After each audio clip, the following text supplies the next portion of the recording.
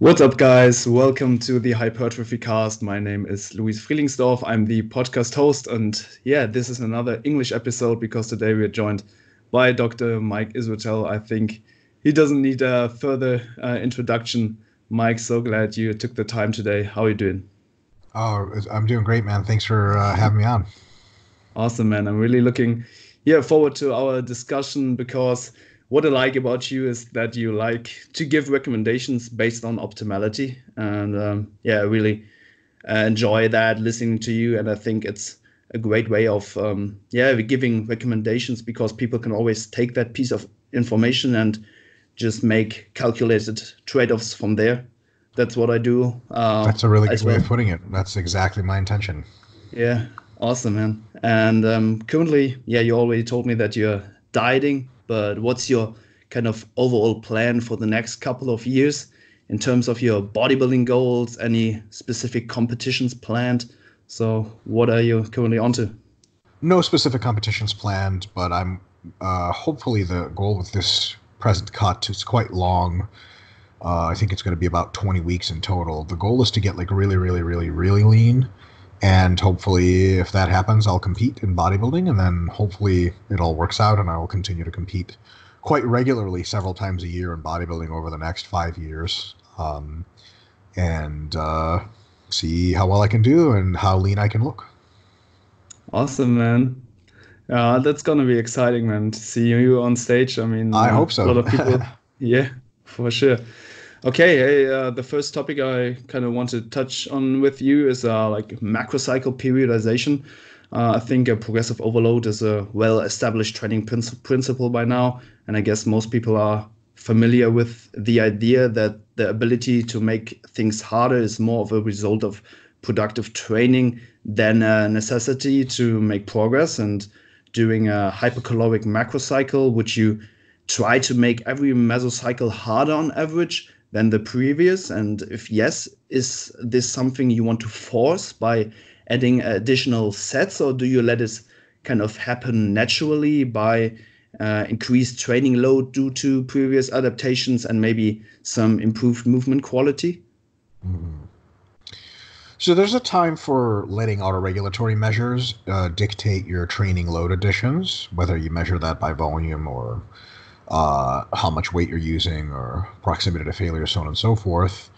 But I think there are also times when um, feed forward strategies are necessary, and applying progressive overload programmatically top down is a good idea.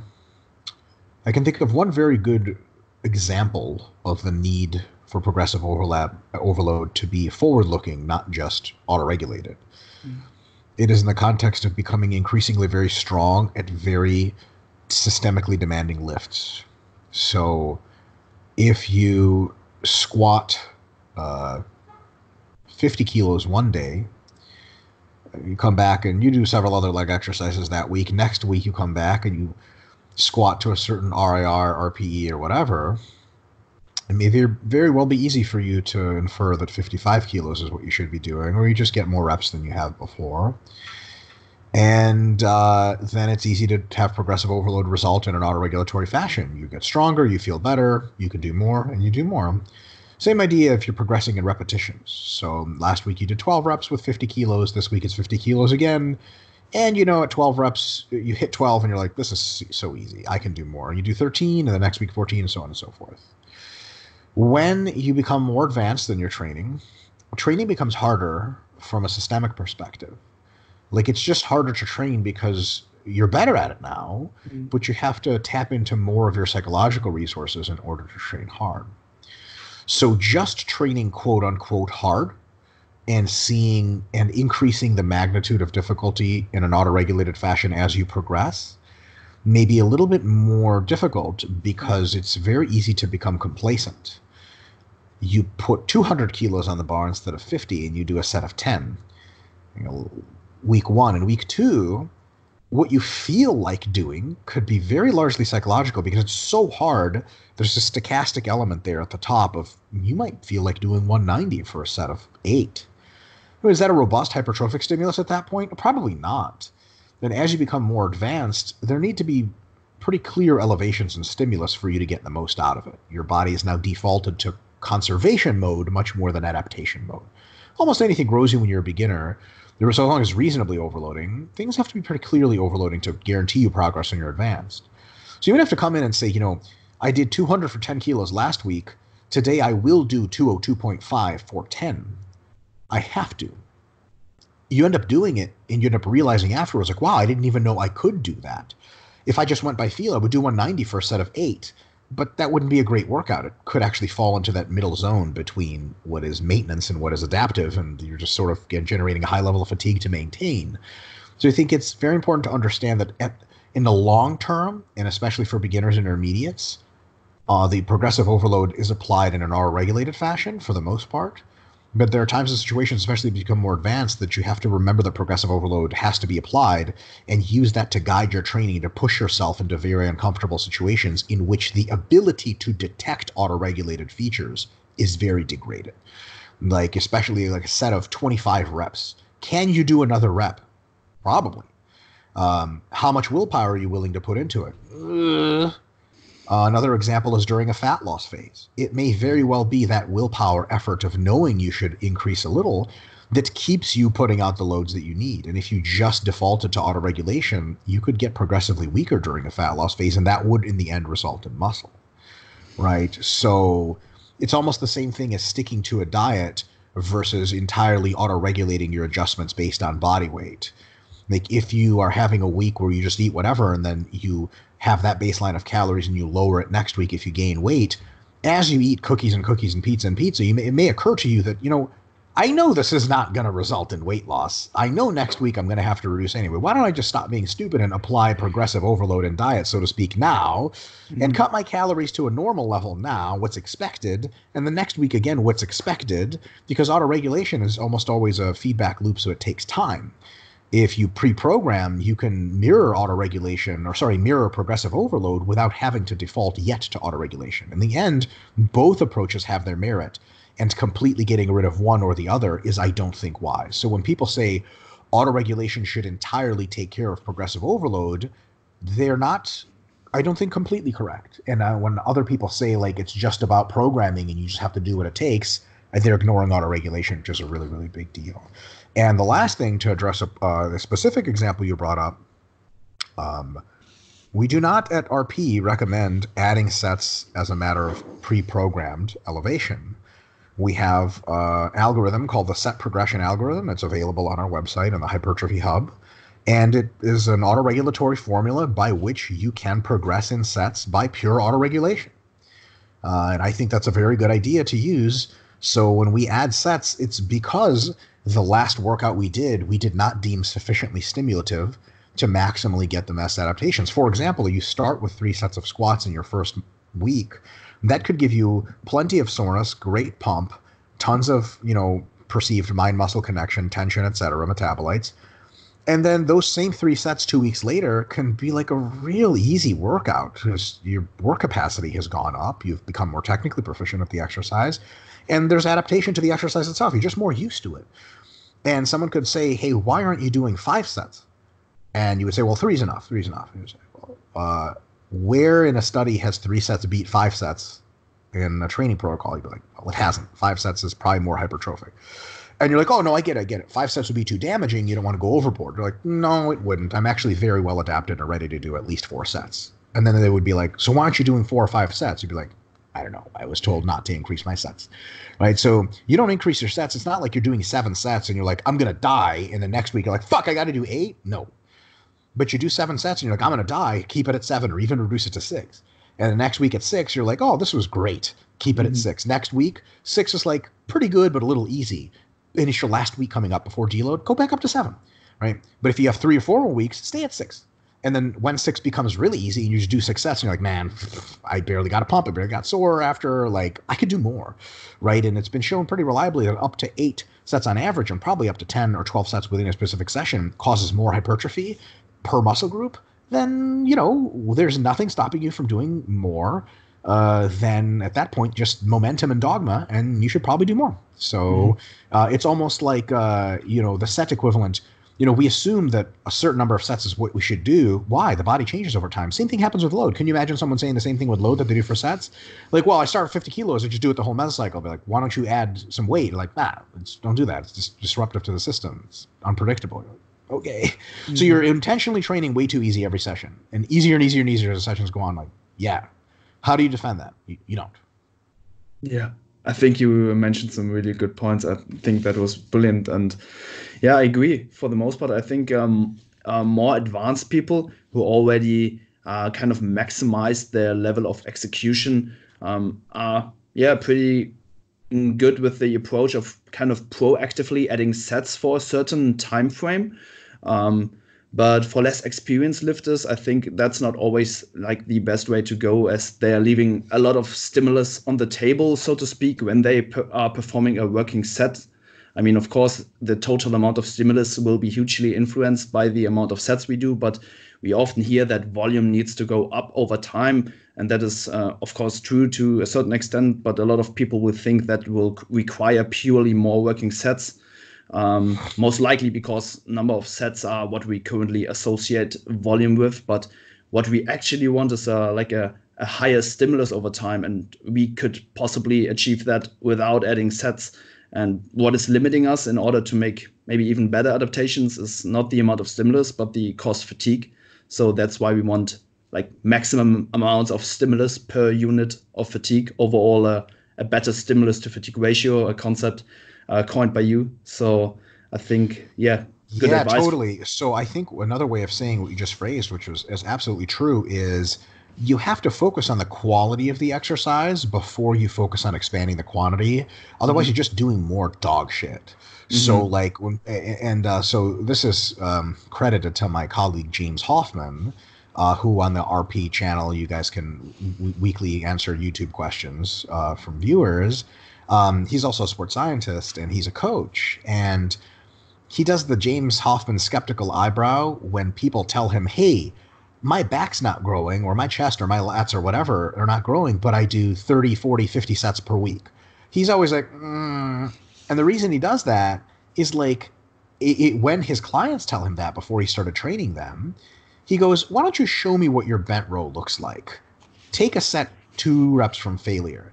And like, he can tell the set's like 8 reps from failure, and the technique is dog shit. So he's like, let's wait for 40 sets later.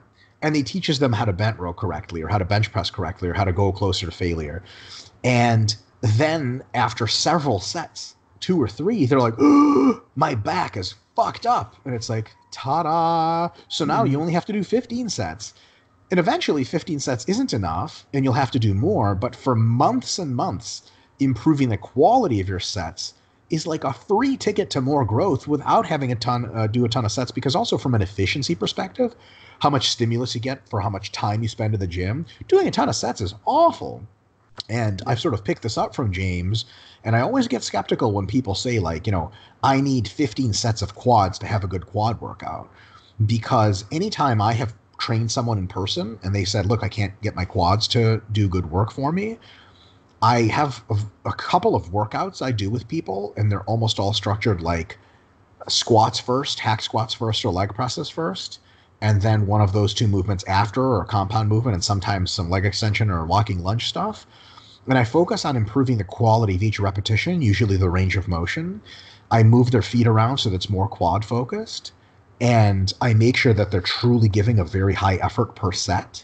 And all of a sudden, after 3 or 4 sets of leg presses, they like literally shaking and they can't use their quads. And they're like, holy fuck, I've never felt this before. Well, looks like you don't need 15 sets. And in my view, if you need any more than about 8 to 10 sets of quad work per session to get a good workout, there is a 2% chance you're weird, and 1 in a million or whatever, or 1 in, 1 in whatever, 2 in 100, and that you really do need more volume per session. But there's a vast majority of cases that they could just improve the quality of their work. And there are tons of people going to gyms that go to failure every time, and they probably have a good result if they backed off. But there's also tons of people that go to the gym and don't get remotely close to failure, or more specifically, just have really crappy technique. Like, I'm sure you've seen this at many gyms. They're like a lat pull down machine. I mean, for the love of God, people will do that like this. right? Hmm. And they're like, I need like 20 sets. I'm like, watch this.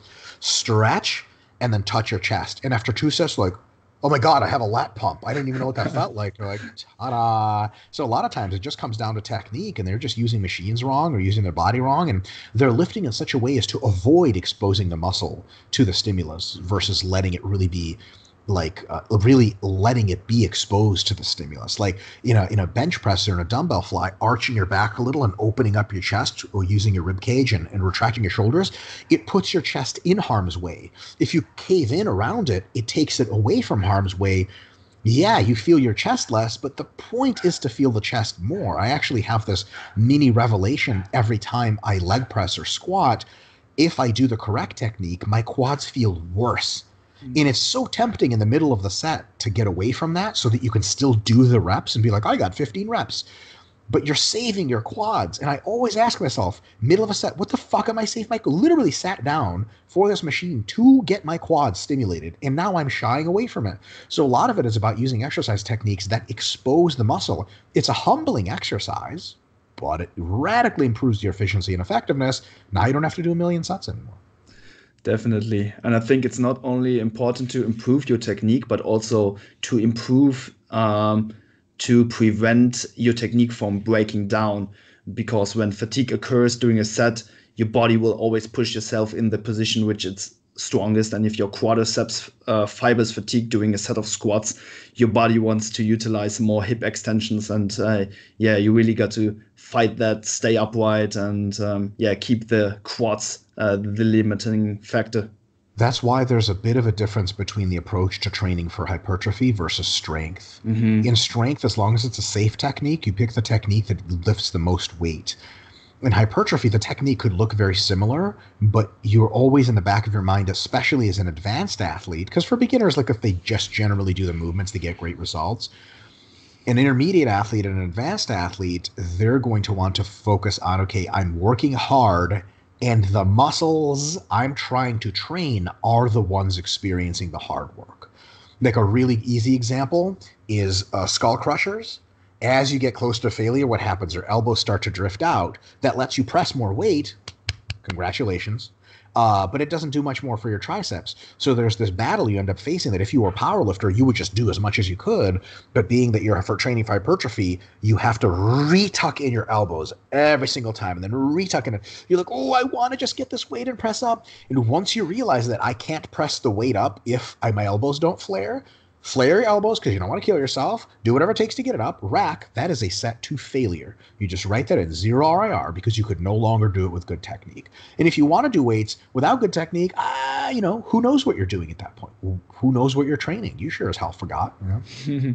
Brilliant. Yeah, I think yeah, we can summarize that you don't want to throw more working sets on something which is not working properly. So improve that technique, lift with intent of hitting a sufficient relative intensity for the target fibers and not your whole body. So, and of course, adjust exercise if needed. If you don't feel the exercise and it's giving you no feedback, like a decent pump or maybe some soreness, go find something which suits your psychology or anatomy better and roll with Sure. that. If that means you can only maybe split sets between a leg press and leg extensions for quad movements, I mean, that might be okay. But yeah, A properly executed leg press beats a shitty squat every day of the week. agreed. Yeah. So yeah, let's talk a little bit more about like the fatigue, because that's what is limiting us most of the time in order to make better adaptations. I mean, every set and repetition induces a stimulus to our muscle fibers and simultaneously also fatigue. We can subdivide fatigue into acute and cumulative fatigue. Acute fatigue is a short-term disruption that leads to a decrement in performance. Cumulative fatigue is basically acute fatigue, which is not resolved between training sessions, and therefore it kind of adds up over time. Most likely happens if you present an overload relatively frequently, and therefore it needs to be managed carefully with proper fatigue management, taking deloads and stuff. But let's focus more on acute fatigue, which is kind of unavoidable during proper training. There we can divide fatigue further into a peripheral and systemic fatigue. systemic fatigue, kind of a combination of local central nervous system and maybe psychology fatigue. So could you talk us through those different kinds and how they are relevant in the context of hypertrophy training? Mhm.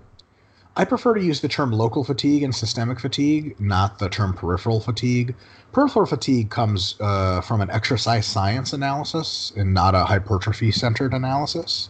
Mm-hmm. When we are training a certain muscle, we're not so much interested in that it exists in what is technically the periphery. We're interested in it being locally what is stimulated. Because if you are doing chest press in such a way that you want to grow your chest, you can experience a high level of tricep fatigue, and that would count as peripheral fatigue in that model. But it's not the same thing as local fatigue to the chest, which is what we want. So we would actually split fatigue into several categories. The big ones is local fatigue of the local musculature itself, and then systemic fatigue is the nerves that activate that muscle, and brain processes that signal and eventually gets it to the nerves. Cardiorespiratory and all the other factors and all the other organ systems, and of course in the nervous system is also psychology. And then another two interesting points of fatigue that are sort of they can be subdivided out from systemic fatigue is synergist / stabilizer muscle fatigue. Mm-hmm. So when you're doing squats, your lower back gets fatigued. It's not really systemic. It's not. It's peripheral, sure. It's not really systemic. It's not local to the target muscle. And then axial fatigue, which is it seems to be that lifting loads involving your spine is a special kind of fatigue, only in the sense that it is usually less than the local fatigue maximum recoverable volume of your lower body. So like your quads and hamstrings and glutes can usually do more all combined than your spinal cord can erect them to do if you have all of the exercises spinally loading. So we reach a point where it's important to consider that kind of fatigue, because your quads might still have 5 sets per week left in them to get more growth, but your spinal cord or not spinal, your axial fatigue might be to its limits. So someone says, just do 5 more sets of squats, that might not be a tenable thing.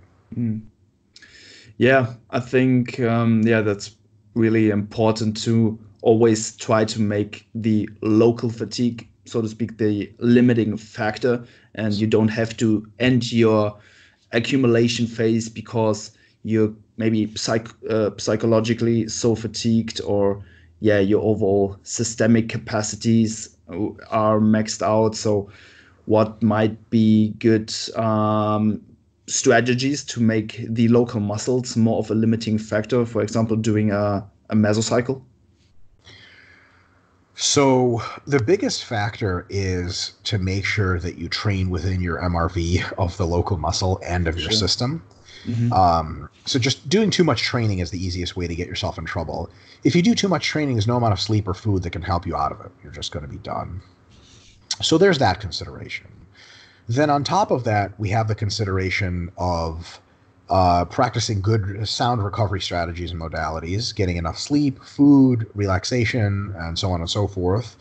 If you do that very consistently, everything gets better and you can just train the local musculature better. From the stimulus to fatigue ratio perspective of the local muscle, one of the biggest factors is exercise selection. You don't want to select exercises that have a very high ratio of fatigue to stimulus. And because local fatigue is also relatively stimulative to an extent, what ends up happening is if those kind of divide out and we're left with the stimulus to fatigue ratio ends up becoming much more of a systemic fatigue to local stimulus ratio. Stimulus fatigue, local stimulus on the top and systemic fatigue on the bottom. And there's a couple ways to measure or proxy systemic fatigue and also local fatigue to some extent that we don't want. And we have at least 3 ways of doing this at RP that I think make some sense. One of them is joint and connective tissue discomfort and pain. So if you choose an exercise that hurts your knees for whatever much pump it gives to your quads, so on and so forth, it's probably a good idea to either alter the technique or choose another exercise, right? Secondly, what is the rating of perceived exertion on that exercise? If there's an exercise that gives you a certain amount of muscle growth, but it takes heaven and earth to do, like deadlifts or rack deadlifts. But like when someone's like, how much muscle are you adding with deadlift? You're like, some. Then maybe it's not worth it, right? Or partial squatting is really bad at this. You do like a half squat, you have to use like 250 kilos, and someone's like, does that really hit your quads? You're like, no. Does that really mess you up? Yes. It takes a ton of effort. I have to get crazy psyched up for them. And then a more formal way of measuring systemic, so that's like a cause of systemic fatigue. It's I guess what you would call a leading indicator of systemic fatigue. How hard something is causes more systemic fatigue.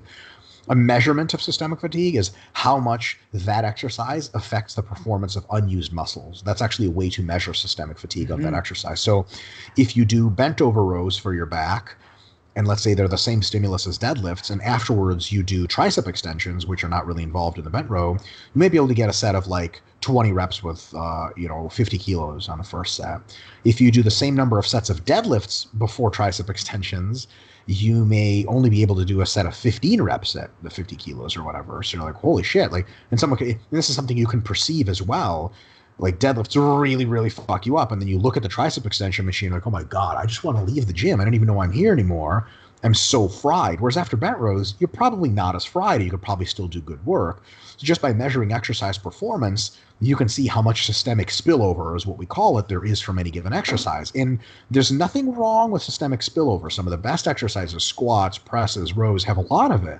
But it has to be justified by their degree of stimulus. Right. So if the stimulus is equal, you want to choose exercises that are less fatiguing systemically, because then you can just either do more of them and grow even more for any given unit of fatigue, or you can do the same and just get less fatigue and your accumulation phases can be longer, and so on and so forth. So that's the fatigue side. So in essence, you want exercises that, all other things being equal, hurt your, I'll actually expand this conversation. Exercises and the techniques to do them, because there's different ways to do exercises, and some techniques may be more fatiguing than others. Exercises and techniques that give you the least joint and connective tissue discomfort, that take the least effort to do and get a good workout perceptively, and also affect your performance in other exercises that are unrelated to other muscle groups, also the least, right? If you can do that, that's super, super great. A really good example of an exercise that has, I'll get to this. So there's lots of exercises that are low fatiguing, but here's the problem. What about stimulus? Like cable rows on a really crappy machine are not very fatiguing, but they also don't do anything. And you're like, I could do like 15 sets and nothing would happen.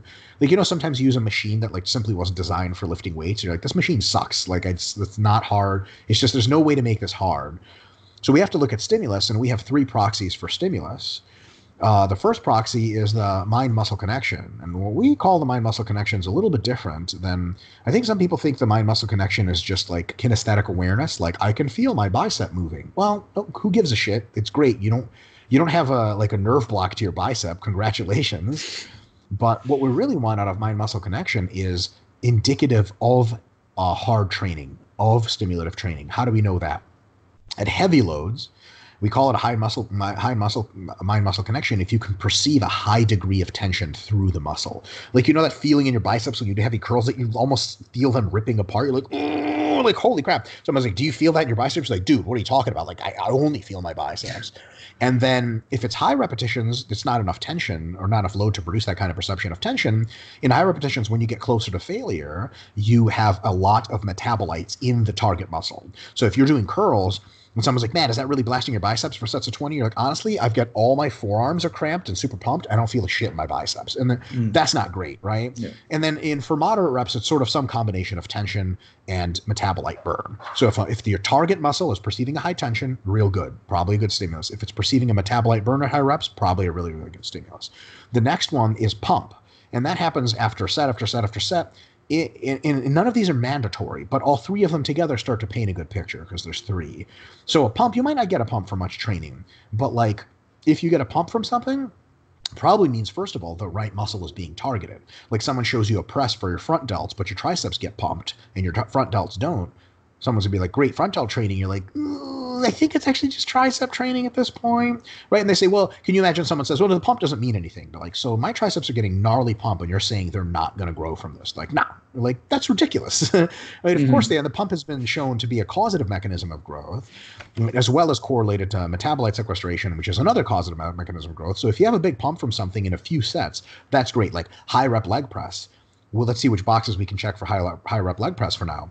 Does it produce a perception of tension in the quads? Holy fuck, like your quads feel like they're tearing at the bottom. Does it cause a metabolite burn? Oh my God, like you're barely like trying not to throw up. Do they give you a pump? Like 2 or 3 sets of high rep leg press, and you can't even get up out of the machine. You can't bend your leg completely anymore. And then lastly, what you want to see is a detection of local muscle disruption to some extent, which can mean a couple of things. Can you still hear me? Yes. Cool. You're back. One sort of indicator of muscle disruption is that you essentially feel that the excitation contraction coupling of the muscle is off. Your muscles feel like something is wrong after multiple sets. Like your bicep just doesn't, like you've done a ton of bicep curls and someone's like, how are your biceps? You're like, I don't know, man. Something happened to them, right? And that also should come with weakness locally to the muscle relative to the rest of your body. Like if you did a bunch of quad work and then you hit a leg extension PR afterwards, but your glutes were tired, whatever you called quad work probably wasn't quad work. Did I go into robot mode there at all? I heard you. Okay, super.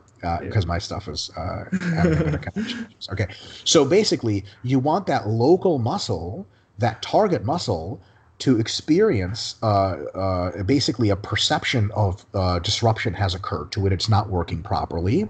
Sometimes there could be motor coordination issues. Like if you are stepping down off of steps after a quad workout, you're going to be like, oh. Like my quads feel weird. They're tough to control. Like if that doesn't happen, can you have gotten a good quad workout? Sure, but it's not as likely, right? And then you're also looking for indices of direct damage, which isn't to say the damage causes growth, but it sure as hell is correlated with it up until a point where it's too much, right? Like if your quads feel like they got fucked up, if anything, the exercise was too stimulative, right? But it certainly wasn't not stimulative enough, right? If someone's saying like, my chest gets sore all the time when I train, there's no retort in which someone can say like, well, you're not training hard enough. Like, no. Maybe you're training too hard, but you're certainly, something's going on, right? So we have the situation of perception of disruption to the muscle psychologically and movement-wise, reduction in ability to use it, including weakness, and then varying degrees of soreness all the way out to delayed onset muscle soreness. So people think like, we used to say delayed onset muscle soreness, but we made this index a bit more, or this proxy a bit more complicated, a bit more nuanced. So now what we say is it's called muscle disruption. It doesn't have to be sore, but I'll put it this way. So when you're training your biceps, do they have to have delayed onset muscle soreness for you to know that you're growing? Absolutely not. But if you can leave every bicep workout and you're like, they feel great, it's very unlikely that you're getting your highest level of hypertrophy out of it. Like, because if that was the case, if you could get a great hypertrophic stimulus without seeing any disruption, holy fuck, you could train your biceps twice as often and get double the, you know what I mean? Like, you would be at the easiest gains in the world. So basically we have that 3-part checklist of mind muscle connection, either tension or burn or somewhere in between. We have the pump and we have muscle disruption. That's our stimulus proxy. You don't have to have any one of them, but multiple checklists for those are good, and the more you have, the better. So you want to pick exercises and techniques that get you as much of those 3 things as you can, with as little of those 3 fatigue things as you can. Joint connective tissue disruption, rating of perceived exertion, and decrease in performance for the other muscle groups. A really good illustrator, I have 2 exercises to illustrate sort of 2 sides of this stimulus to fatigue ratio, right? A low stimulus to fatigue ratio is trying to train your quads with a sumo wide stance partial squat with a rounded back. It fucking hurts all of your joints. The rating of perceived exertion is crazy, and it reduces your ability to perform every exercise because you're completely spent afterwards psyching up for that thing and blowing it up. And then on the stimulus side, you don't really feel much tension in your quads. It's mostly in your hips and your glutes. And then, you don't really get a pump in your quads. And then muscle disruption wise, the quads just don't get a lot. So your stimulus to fatigue ratio sucks. Take another exercise that is an example of a good stimulus to fatigue ratio, in my experience, and maybe not everyone agrees because there's a lot of individual implication here. One of these could be the deficit push-up. I don't know if you've ever done a deficit push-up, like a stretch push-up. Not yet. So you just basically do a push-up, like sometimes loaded with weight, sometimes not. You do it and you push up, but you put your hands on blocks so you can go like 5 centimeters lower than normal. Okay. Yeah, So sure. so what that ends up doing is it's a huge perception of tension to the pecs. You get a gnarly pump from it. You get way disrupted in your pecs and probably even sore. And then it feels great on your joints for most people. It's really just not that hard to do because push-ups just don't seem to be that hard, and it doesn't really reduce your ability to do any exercises after for muscle groups that weren't involved. It's a very high stimulus to fatigue ratio exercise. So what you want to do, all the exercises you pick for training, you want to go with the higher stimulus to fatigue ratio exercises, and whatever techniques you do, you want to alter them so that the target muscles receive the most stimulus and the exercise as a whole causes the least amount of fatigue. Hey, that was really, really good. I think, people a lot away from that, just going through that checklist and, hitting all the boxes. And I want, just quickly to touch on the acute fatigue, which is kind of unavoidable doing, some working sets. And my observation is that often scared about performance drop-offs from set to set. Sometimes clients, they could not maintain the numbers of repetitions from previous sets with kind of negative connotations. But what I think is that training is supposed to stimulate and fatigue the local musculature, and therefore it's normal to see a performance decline during a session. And last year I asked Hoffman and you in which way performance from set to set could be either beneficial or harmful during the weekly RP Plus webinar. And you two gave me a brilliant in-depth answer, which surprised me to a certain extent during that time, because intuitively one would think three sets of 10 are much superior to maybe a sets of 10 and 6 due to overall higher tonnage. But what are potential benefits of performance drop-off, a little from set to set via decreased wear? Can you repeat the very last part of your question? What are potential benefits of letting your performance drop off a little from set to set via decreased numbers of reps? Yeah, so I'd say the biggest benefit is a saving of time and just doing more sets.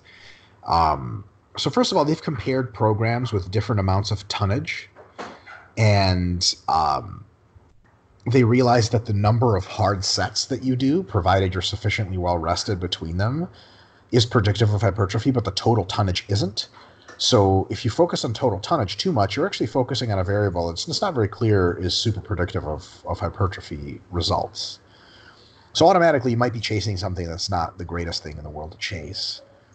Secondly, you might have to rest 5 minutes between sets for them to turn out to be 10, 10, 10.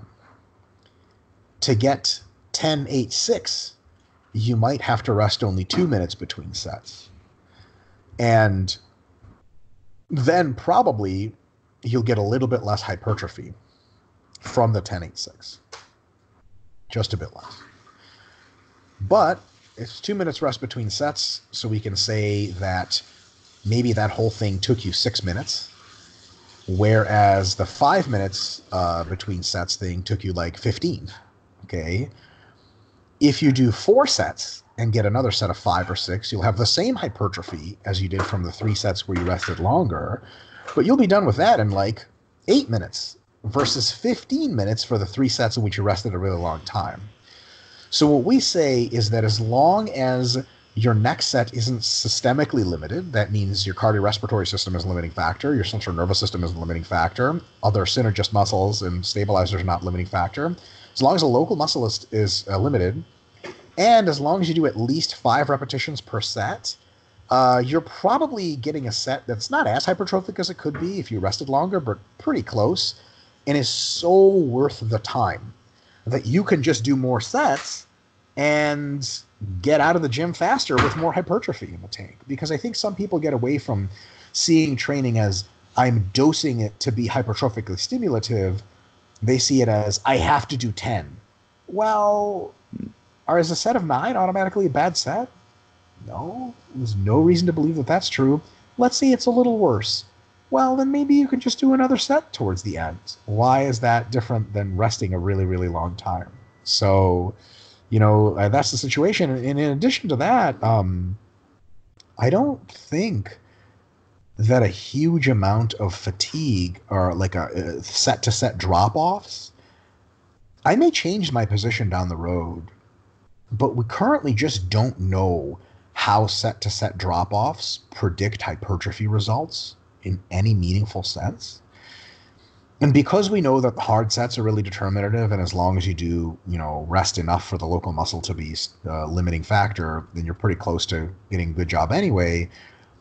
To me, a lot of people perseverate on like, well, okay, so my reps on squats go 20, 15, 12, 10, but on leg presses, they go 20, 18, 16, 14. Like, which one's bad? Like, my reps drop off this much. Is that bad? And there's really no answer to that currently. And there's no good reason to think that anything other than if you're systemically limited, it's bad. So I think that people who are worried about set drop-offs, they're really worried about something it's just not clear you should be worried about, if that makes any sense. Yeah. It's almost, I'll give you an analogy. I've done a lot of body composition testing, and this occurs quite a bit for males, but it really occurs for females sort of more pronounced, where a female will request to be body fat tested, and they test her body fat. It doesn't matter for a class of females, not most females, not all, but a huge minority of females. It doesn't matter what you tell them, they think it's bad, right? Because they have no context at all. So you'll say, hey, you have 15% body fat. They're like, oh my God. You're like, that's at the very bottom end for a healthy woman. And they're like, okay, I have like body fat. right, like you're lean. You're very, very lean. You're at the lowest we want athletes to be. And they don't know that. They don't know anything. They didn't know what the number was supposed to mean, but they knew it was going to be bad. I think the same thing happens to men and women, specifically men with the rep drop off. They'll be like, I can't do 10, 10, 10. I do 10, 8, 7. Like, that's bad, right? And it's like, why do you think that's bad? And they never have any idea. It's like, well, that's supposed to stay the same. They're like, why? You get tired as you go. They're like, but I'm not supposed to get tired. Like, well, if you're not getting tired, like you said, Louis, like, what is it that you're doing in the gym? Like, I could easily match my reps if I started out with 6 RIR, 4 RIR, then 2 RIR. I could match it, but that first set is garbage, and the second set is whatever. And the third set's the only one you're really working hard. So what are you doing, warming up for a long time? I prefer to just get right into it, get really good reps in reserve, same ones every set, and let the reps drop off a little bit. No big deal. Yeah, that's how I do it as well. After you presented me the four-factor model of rest times, which you promote at RP, and I gave that as well to my clients, and they're doing really well. And oh yeah, they really like it. Does it make sense to them from an intuitive perspective? Yeah, it does. I always tell them the four things to check before approaching another working set, and then basically everything makes sense. And I experienced that.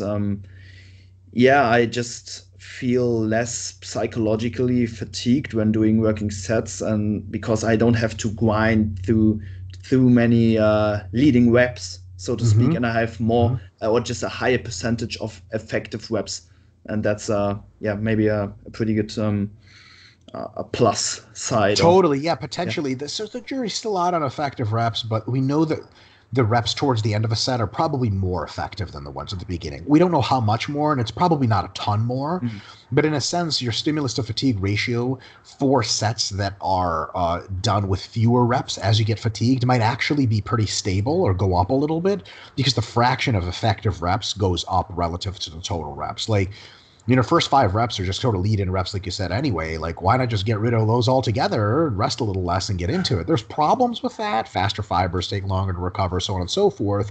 But I think they're probably mitigated to some extent by the fact that faster fibers are more active towards the later reps anyway. So it's kind of like, I think in the end it probably washes out, meaning that unless your rep drop-off is crazy high and it's due to systemic factors, I think you're probably absolutely fine having reps drop off by 2 or 3 here and there between sets versus necessitating them to be completely the same over and over and over. Awesome, Mike. Thank you so much today for let you go now. I know it's your deload, so I want you to experience some sunshine. Well, not only talk about hypertrophy training all day, so let you go here. Thank you so much for having me on the podcast, man, and let me know when it airs. Just one more thing. Sure. At the end of each episode, we put track to our Spotify. It's called the Hypertrophycast playlist on Spotify, and we want to have a song from you which you might like to listen to during a hard training session or something. A song, you say? Yeah. Do you listen to music? Do you? I'm a robot. I don't. Hold on a sec. I actually will give you an exact song. I want to make sure I get this right. I actually am a big music fan, but only a very particular strange music. But you're in Europe. You'll probably appreciate that more because. Of course, man. I'm all French music, so don't mind. I don't. So my song is by an artist whose name is Logic Bomb. Logic Bomb. And the song is Normalized. Okay, that's cool. The No Church in the Wild from Jay-Z and Kanye West. You might know that. That's pretty cool. Say that again? Church in the Wild from Jay-Z and Kanye West. What about... That's not the same song, I hope. What do you mean? Okay, you broke up a little. Can you say that one more time? What about Jay-Z and Kanye West? The song is called No Church in the Wild. Oh. Yeah, that's the song to play this. So we have your song and my song. Okay, sweet. Yeah, it's two very different kinds of music. Hey, I'm looking forward to your song. Awesome. Let me know. I'm interested in what you're listening to do. Yeah, I will tell you when we meet this year in London. I'm attending the song seminars, so you're gonna see it there. That'll be awesome, man. I can't wait. Awesome, man. All right. Okay, Mike. I'll talk to you later. Have a great day. Have a great deload, and talk to you soon. Thank you so much. You as well.